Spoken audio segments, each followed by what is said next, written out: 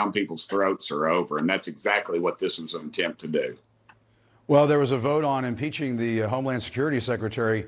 Alejandro Mayorkas did not make its way out of the House.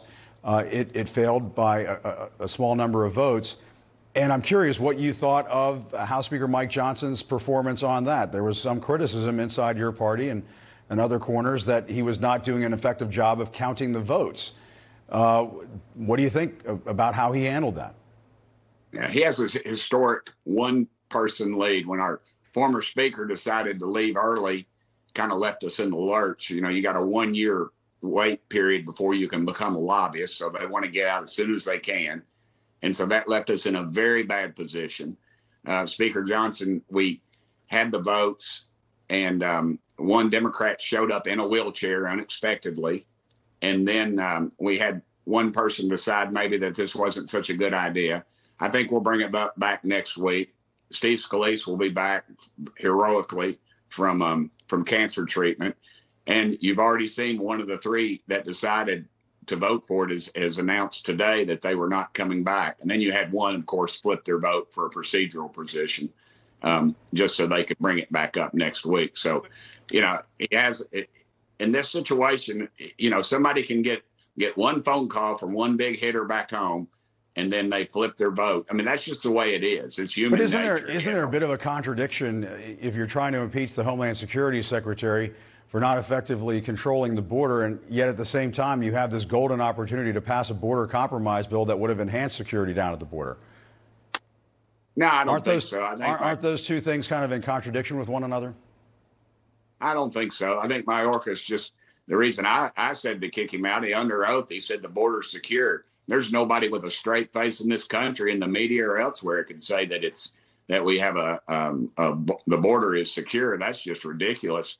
And as far as you're going to impeach him, though, for just saying that, that's why you're going to impeach him.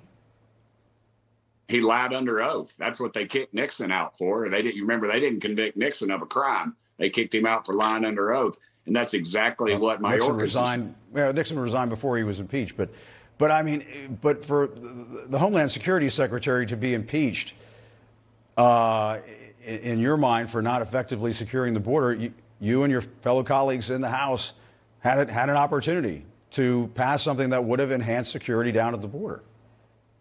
I just don't believe that. $60 billion of it was for Ukrainian aid, and you keep calling it a border bill. You know, the NGOs got over, let's see, I think it was $1.4 billion, and there was of the first 930 million of it, there was no conditions. These are these groups that are getting fat off of this immigration thing. That's what I keep telling you. There's so many people got their fingers in this pie. It has nothing to do with what's going on at the border. It's about making people wealthy, just like our wars seem to be. Just the industrial war complex keeps getting wealthier and wealthier, and just like our border situation, you have all charities. But are you just going to let Vladimir Putin take Ukraine then? Is that what's going to happen? You're just going to let him take Ukraine, Vladimir Putin? If we had a strong leader in the White House, we would have quit. We wouldn't have been funding both sides of that war through the oil contracts, which we don't have right now, which we've seen with Iran. You know, we relinquished their oil, the restraints on their oil. Everybody concentrates on the $6 billion for that of their money, whatever. I don't care about that. I mean, I care about it, but the oil money that we relinquished is put billions of dollars in that. Every single one of these wars, Jim. But Congressman, that's kind of in all due respect, that's a bit of a side issue. It's a very simple question. Are you okay with Vladimir Putin taking control of Ukraine? No, of course not. He's a worthless thug. But the GDP of Russia is somewhere between trying. If the Ukrainians need our help, you don't want to give it to them? Bigger China, but you think we ought to run on Tiananmen Square? You know, it's just all this is doing is leading to more war, more missile contracts, more people on both sides getting fat off these things. I think we ought to secure our own border before we worry about somebody else's border. We told Trump he couldn't have $4 billion to secure the border. And then that Congressman, not to go back to the border, but you had an opportunity to get money to put more security enhancements down to the border, and you said no because Trump told you not to.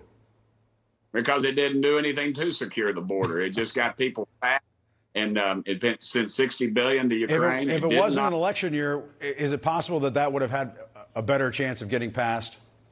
Isn't it really because Donald Trump told you and your colleagues not to pass this bill that it died? That the Speaker said this was going to be dead on arrival and that it didn't get out of the Senate? That's the truth, isn't it? No, it's absolutely not. As a matter of fact, if you go on my Twitter account, weeks ago I said it was dead because you let 5,000 a day over the border, Jim. All you're doing is legalizing something that's already illegal. So you put in place these people that are here. Yeah.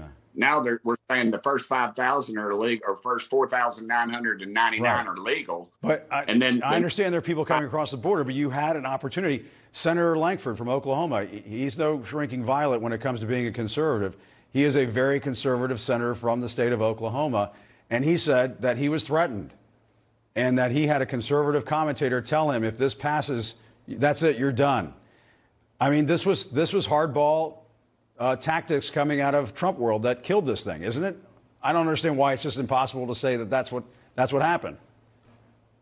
I hadn't heard Trump's opinion on it one way or the other before I came out against it, Jim. I don't, I realize that seems to be the hot button right now, but in reality, in the halls of Congress, that had nothing. And when we'd been talking about it a couple of weeks ahead of time, and everybody I'd talked to was pretty much against it. Yeah, you'll find a few that might be for it, but when they see all the details, it was $118 billion that we don't have, that we were, and $60 billion was going straight to Ukraine, and that's always a non-starter. And then the money to Gaza, which we've been told won't, that in some cases gets to Hamas.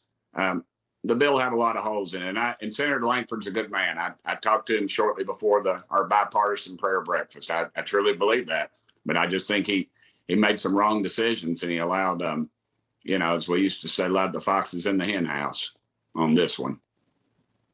All right, Congressman Tim Burchett, we'll see what happens with the next piece of legislation. Thanks very much for your time.